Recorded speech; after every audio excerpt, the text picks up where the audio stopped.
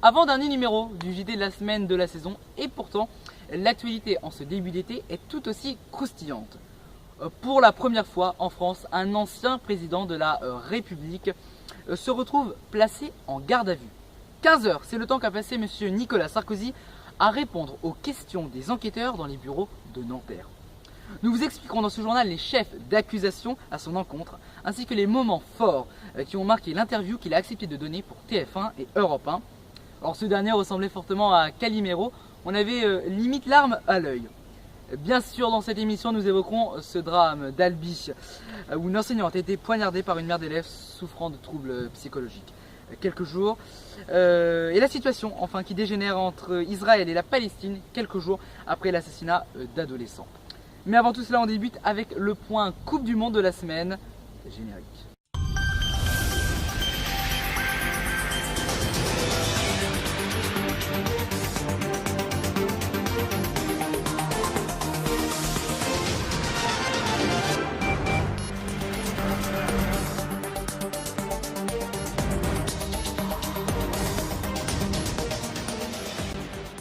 Le football est un sport qui se joue à 11 contre 11 et à la fin c'est l'Allemagne qui gagne.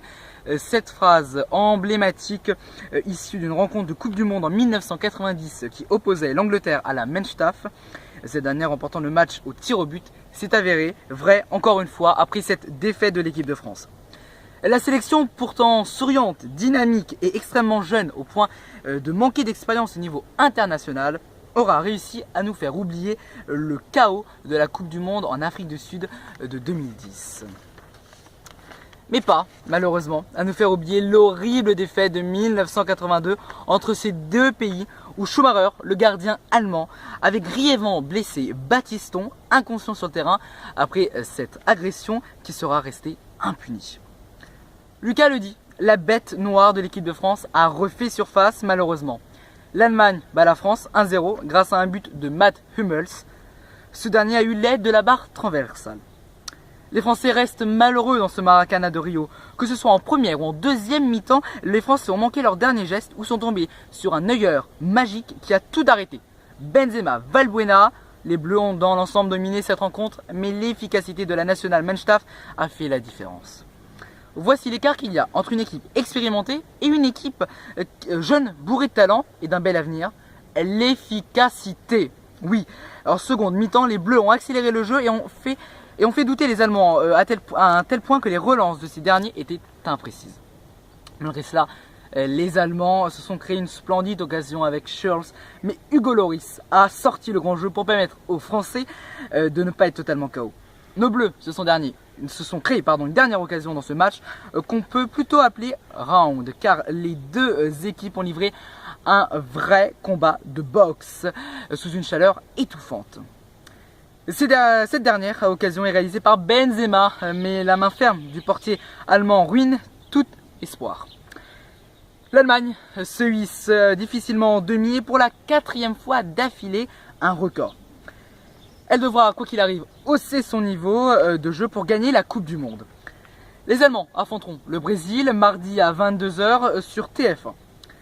Lucas tient tout de même à féliciter la France, une équipe, on l'a compris, d'avenir, qui se projette déjà pour l'Euro 2016 à domicile, ce qui conduit aussi au fait que nous n'aurons jusqu'à cette date aucun match éliminatoire, car comme cette compétition se déroule dans notre pays, la sélection de Didier Deschamps est automatiquement sélectionnée. Une dernière occasion, une dernière déception. Le coup de sifflet final glace le parvis de l'hôtel de ville. L'équipe de France est éliminée. Ils étaient pourtant confiants, les fans des Bleus, venus en masse devant la mairie de Paris, suivre la rencontre sur écran géant. Dans les bars de la capitale, même ambiance. Mais à la 13e minute, but de la Mannschaft, douche froide. Oui, il y avait beaucoup d'ambiance au début et là... Le reste de la rencontre ressemble à ça. Un espoir déçu, c'est l'Allemagne qui ira en demi-finale. Et ça aurait été bien de venger Battiston. J'ai la haine. Ils nous ont refait le coup. Fête gâchée, mais pour certains, fête quand même. Ce soir, on est un peu déçus, mais bon, on va prendre le dessus. Il y a peut-être Griezmann qui n'a pas fait son Hotman, son homme. Griezmann, Pogba, Benzema et les autres sont conviés rendez-vous à l'Euro 2016. L'été commence mal pour l'ancien président de la République. Nicolas Sarkozy, impliqué dans une affaire de trafic d'influence, de corruption active et de recel de violation du secret professionnel, a été pour la première fois dans l'histoire de la République française placé en garde à vue, puis mis en examen, comme ce fut le cas en 2013 dans l'affaire Bettencourt, où il avait bénéficié d'un non-lieu. Alors, que lui est-il concrètement reproché ? En 2013, la justice a décidé de placer sous écoute Nicolas Sarkozy, Michel Gaudin, Brice Hortefeux et Claude Guéant. Celle-ci les soupçonnant d'avoir fait financer leur campagne de 2017 par des fonds libyens. Mais après, ces écoutes ont vite débouché sur d'autres affaires. De la corruption tout d'abord, car M. Sarkozy aurait par l'intermédiaire de son avocat Thierry Herzog obtenu des renseignements confidentiels sur l'avancée des travaux de la Cour de cassation concernant l'affaire Bettencourt. En échange, Sarkozy lui aurait promis d'intervenir et de permettre aux magistrats qui le renseignaient d'obtenir une promotion, c'est-à-dire un poste à Monaco, ce qu'a nié Nicolas Sarkozy sur TF1 et Europe 1. Deuxième chef d'accusation, le trafic d'influence. Il aurait demandé aux magistrats de la Cour de cassation, Gilbert Azibert, aussi poursuivi dans cette affaire, d'intervenir sur la décision de justice. On n'est pas juste dans une influence, on souhaite intervenir. Bien plus grave donc. Enfin, troisième chef d'accusation, recel de violation du secret professionnel. Cela concerne le fait qu'il aurait découvert qu'il avait été placé sous écoute et aurait changé de téléphone portable et se serait fait passer pour une identité anonyme, Paul Bismuth. Ainsi, pour pouvoir conserver une toute tranquillité lors de ses discussions avec son avocat. Alors jusqu'à 10 ans de prison peuvent être requis contre Nicolas Sarkozy, qui dans son entretien entre Gilles Boulot et Jean-Pierre Cabache rappelle la présomption d'innocence et affirme être victime d'un acharnement de la justice dans le but de détruire au possible son retour en politique, qu'il a annoncé de façon ambiguë, jugeant que la France avait besoin de lui, malgré le fait que 65% des Français sont opposés à un éventuel retour politique de Nicolas Sarkozy. Enfin, l'ancien président s'en prend à ces deux juges d'instruction, membres d'un syndicat de gauche. Il y a eu une volonté de m'humilier en me convoquant sur le statut de la garde à vue, qui n'est pas un statut normal.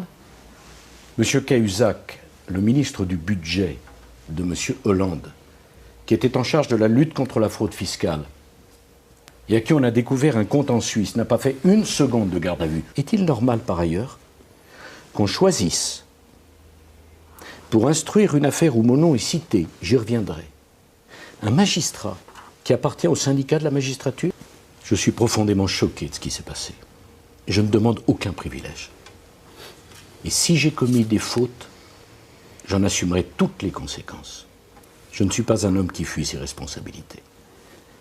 Mais enfin, j'en appelle à la conscience de chacun de nos compatriotes. Est-il normal que je sois écouté dans mes conversations les plus intimes depuis le mois de septembre de l'année dernière? Dans le cadre d'une procédure judiciaire. Que je sois écouté, que les conversations qui sont les miennes avec mon avocat soient écoutées et diffusées en violation de tout secret de l'instruction par des journalistes, des médias. Est-il normal que je sois placé en garde à vue pendant 15 heures, sous la surveillance d'ailleurs de policiers qui ont fait remarquablement leur travail, à qui, bien sûr, je n'ai rien à reprocher? Mais ne pouvait-on pas me convoquer pour que je réponde aux questions des juges? Devais-je absolument avoir rendez-vous avec les deux dames qui m'ont donné rendez-vous à 2 heures du matin cette nuit, après 14 heures d'interrogatoire par les policiers? Devant l'école Édouard Herriot, des gerbes de fleurs et une photo de classe rendant hommage à l'institutrice assassinée. Le choc est immense pour ces élèves, comme pour tous les parents d'enfants qui y sont scolarisés. La cellule d'écoute ouverte aujourd'hui dans l'établissement accueille aussi les parents d'élèves et les enseignants. Mais il me vient à l'esprit cette question. Comment des parents d'élèves peuvent-ils pénétrer dans l'enceinte d'un établissement scolaire, pire, une salle de classe, sans qu'aucun contrôle de sécurité ne soit effectué. C'est aberrant. A noter également vendredi le décès du journaliste Benoît Duquesne d'une crise cardiaque.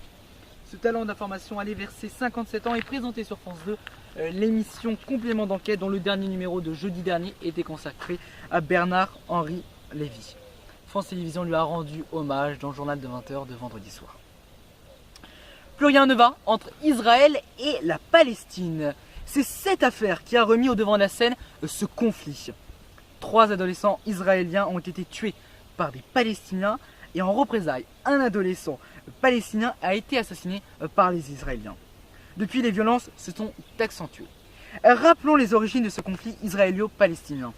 La Palestine est un territoire et non pas un État. Et dans celui-ci, le président des États-Unis a, le 14 mai 1948, créé un État sur ce territoire, Israël. Les musulmans de Palestine dénoncent les atrocités d'Israël qui souhaite étendre ses terres, mais aussi l'appui qu'obtient cet État de la part des États-Unis. Regardez cet extrait de l'émission Un œil sur la planète, diffusée il y a quelques années sur France 2. Y aura-t-il un jour une Palestine libre aux côtés d'Israël? Les Nations Unies l'avaient prévu. C'était en 1947 au moment de la création de l'État hébreu. Mais le partage n'a pas eu lieu et chacun porte une responsabilité dans cet échec. Le peuple palestinien, pourtant, n'a jamais oublié ses rêves d'indépendance. Aujourd'hui, ses responsables se tournent vers les Nations Unies pour demander la reconnaissance d'un État palestinien. Israël se raidit, les Américains sont contre, l'Europe est divisée.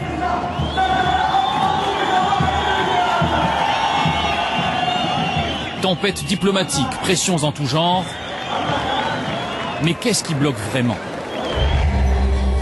Il y a déjà pourtant en Palestine une administration qui marche. La gestion des affaires courantes est saluée par les instances internationales. Lutte contre la corruption, sécurité renforcée, relance de l'économie, les résultats sont spectaculaires. En Cisjordanie, la ville de Ramallah en est le meilleur exemple. Seulement à côté de la Cisjordanie, il y a la bande de Gaza, dirigée par les islamistes du Hamas, tristement célèbre pour des attentats suicides meurtriers en Israël. En représailles, le territoire est soumis à un blocus. Pour s'approvisionner, c'est le système D. Cette situation pénalise durement les civils. Pourtant, Gaza a 1000 visages et la majorité des habitants n'aspirent qu'à la paix. C'est pour cela que nous espérons la levée du siège. Nous voulons donner aux gens de Gaza l'occasion de vivre, de travailler et de profiter de la vie. Il y a d'autres obstacles à la création d'un État palestinien. D'abord celui de ses frontières. Les Israéliens ne veulent plus entendre parler du tracé qui existait avant la guerre des 6 jours. Pour des raisons stratégiques ou religieuses, les colonies se multiplient en Cisjordanie. Elles accaparent l'eau et les meilleures terres. Les colons juifs s'implantent aussi à Jérusalem-Est. Alors comment créer un État viable dans ces conditions?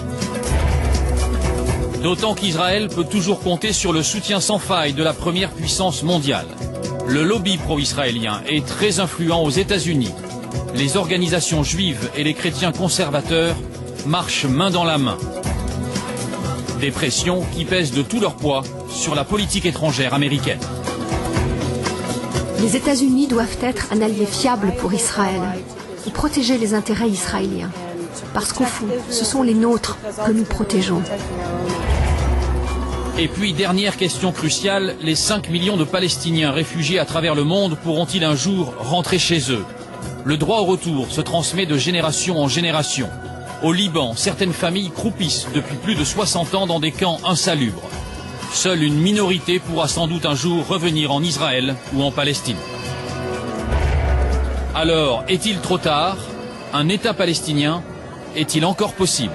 Vous retrouverez en intégralité cette émission sur notre site internet dont l'adresse s'affiche en bas de votre écran. Et c'est sur ce site qu'il va falloir aller voter pour désigner votre tube de l'été 2014.